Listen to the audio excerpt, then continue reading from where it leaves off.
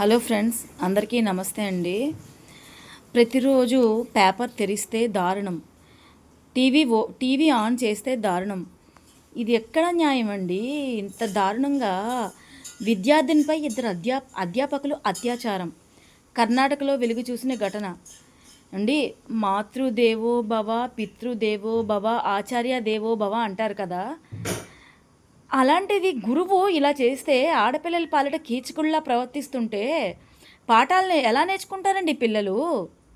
పసిపిల్ల దగ్గర నుంచి ముసలోళ్ళ వరకు భయపడుతూ చస్తూ బతకాల్సి వస్తుంది. అసలు ఇది ఎంత దారుణం అండి. 19 ఏళ్ళ అమ్మాయి మీద ఇద్దరు అధ్యాపకులు అత్యాచారం చేస్తే ఆ అమ్మాయితో పాటు వచ్చిన సహచరుడు కూడా అమ్మాయి మీద వీళ్ళు చేయగలేదు నేను చేస్తే ఏంటి అనేది చేశాడండి. ఎంత అవమానం, ఎంత దయనీయంగా చేస్తున్నారు, ఎంత ఏహ్యంగా ఉంది. అందరూ సిగ్గుపడేలా చేస్తున్నారండి. ఇంత దారుణంగా తయారవుతున్నారు. ఒకటండి, ఇప్పుడు ఇలాంటి వాళ్ళు నేను ఒక్కరినే తప్పు పట్టట్లేదండి. ఇప్పుడు కొంతమంది ఆడవాళ్ళు కూడా, కొంతమంది నేను ఇలాంటి వీడియో చేస్తే అనొచ్చు నన్ను, ఆడవాళ్ళు కూడా మొగుళ్ళని ఇలా చేస్తున్నారు అని. చేస్తున్నారు. మీరు 100 మంది చేస్తే వాళ్ళు ఒకళ్ళు చేస్తున్నారు. మిమ్మల్ని చూసి నేర్చుకుంటున్నారు వాళ్ళు కూడా. ఎంతవరకు హింస భరిస్తుందండి ఆడది? ఎంతవరకు హింస భరించాలి? ఇంట్లో అత్తమామలు పెట్టి నువ్వు భరించాలి, ఆడబిడ్డలు పెట్టి నువ్వు భరించాలి, భర్త పెట్టి నువ్వు భరించాలి, పిల్లల్ని కనాలి, మీ పిల్లల్ని సాకాలి, మీ ఇంట్లో చాకరీలు చేయాలి, అన్నీ చేయాలి. కానీ చివరికి ఆడదానికి దక్కేది ఏంటండి? ప్రతి ఆడపిల్లకి దక్కేది ఏంటండి? ప్రతి దాంట్లోని కొంతమంది ఉంటారండి. ఆడవాళ్ళలో కూడా కొంతమంది తప్పుడు వాళ్ళు ఉన్నారు, నేనేం లేరని చెప్పట్లేదు. కానీ ఒక గురువు, ఇప్పుడు నేను ఒక మాట అంటున్నానండి, ఆడవాళ్ళు మగవాళ్ళు, మగ కలిస్తేనే కదండి పిల్లలు పుట్టేది. అప్పుడు బాధ్యత తండ్రికి ఉంటుంది, తల్లికి ఉంటుంది కదా. ఇప్పుడు తండ్రికి బాధగా ఉండాలి, తల్లికి బాధగా ఉండాలి. ఇలాంటి కీచకోపాధ్యాయుల దగ్గర చదువుకోవడానికి పంపించాలంటే ఏ ధైర్యంతో పంపిస్తారండి పిల్లలు? ఇంత దారుణం ఏంటండి? ఇలాంటి వాళ్ళని ఏం చేయాలండి? నడి రోడ్డు మీద అడ్డంగా ఉరి తీసి పడేయాలి. అప్పుడైనా మారతారేమో. పోలీసులు కేసు నమోదు చేశారండి, కరెక్టే. కానీ అదే వాడు డబ్బున్నోడు, ఏ రాజకీయం పలుకుబడి ఉన్నవాడు అయితే వచ్చేస్తాడు బయటికి. ఇక్కడింతే. ఒక నిర్భయ చట్టం తీసుకొచ్చినా, దిశ యాక్ట్ తీసుకొచ్చినా, ఏది తీసుకొచ్చినా ఆడవాళ్ళ కన్నీళ్లు ఎక్కడాగుతున్నాయండి? ఎక్కడో ఆడవాళ్ళు మగవాళ్ళు హత్య చేశారు, కానీ 1,00,000 మంది మగవాళ్ళు చేస్తే ఒక్క ఆడది, నేనేం తప్పని అదేం కరెక్ట్ అని సమర్థించట్లేదు. ఎవరు చేసినా తప్పేనండి. ఆడవాళ్ళు చేసినా మగవాళ్ళు చేసినా తప్పే. తప్పుని ఎవరైనా ఖండించాలి. కానీ ఎంత దారుణంగా పిల్లల్ని నమ్మకంతో స్కూళ్ళకి పంపించాలన్నా కూడా భయంగా చేస్తున్నారండి.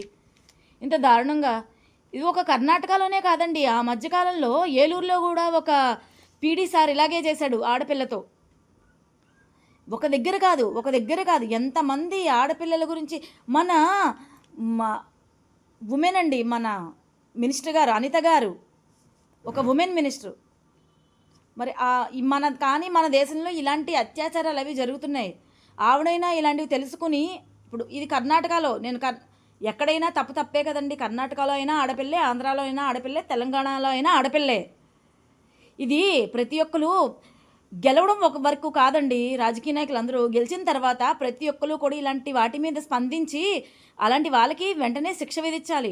రాజశేఖర రెడ్డి గారు ఉన్న టైంలోని స్వప్నిక ఆమె ఫ్రెండ్ ప్రణీత ఎవరో గుర్తులేరండి, ఆ అమ్మాయి మీద యాసిడ్ పోస్తే స్వప్నిక అన్న అమ్మాయి చచ్చిపోయింది. యాసిడ్ పోయి కానీ 24 గంటల్లో వాళ్ళని షూట్ చేశారండి, ఎన్కౌంటర్ చేశారు. అది కదా గ్రేట్ అంటే. ఇప్పుడు ఇలాంటి వాళ్ళకి ఏం బుద్ధి చెప్తారండి? ఈ మధ్యకాలం ఆయా షమీరా హత్య చూసాము, అవి ఏమైందో తెలియట్లేదు. ఒకటి కాదండి, దిశ హత్య కేసు, దిశ, నిర్భయ, బోలుడు ఇలాంటివి కొన్ని తెలిసినవి, కొన్ని ఉంటే తెలియనివి అనేకమండి. ఇలాంటి వాటి మీద స్పందించండి. కనీసం ఇలా చేస్తున్నారు అంటే వాళ్ళందరికీ ఒక థెరపీ అనేది అవసరం అండి, కౌన్సిలింగ్ అవసరం. ఒక్కటండి, ప్రతి స్కూల్లోని కాలేజ్లోని నేను మన విద్యాశాఖ మంత్రి గారికి కానీ, సీఎం గారికి కానీ, డిప్యూటీ సీఎం గారికి కానీ ఒక మాట అడుగుతున్నానండి, ఒక మాట చెప్తున్నానండి. ఇప్పుడు నాది మీ వరకు చేరకపోవచ్చు, నా మాటలు మీ వరకు చేరకపోవచ్చు, కానీ నా విన్నపం ఏంటంటే ఒక థెరపిస్ట్, ఒక కౌన్సిలర్ ఉండాలండి ప్రతి ఒక్కరు.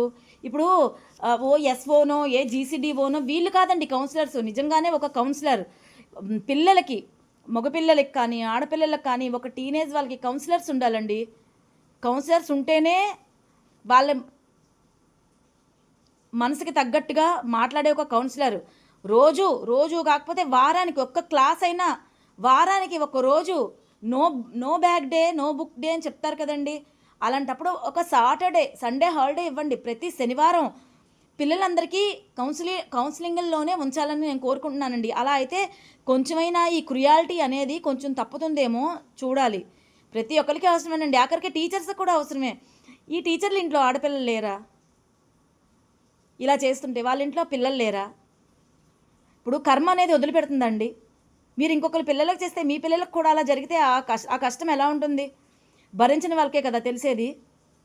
దయచేసి ఆడపిల్లని ఆట వస్తువుగా చూడకండి. మీ కామం తీర్చే కామపిశాచిగా కామానికి తీర్చే ఒక బొమ్మలా చూడకండి. దానికి మనసు ఉంటుందండి. ఈ ఆలోచనలు రావా ఎవరికి?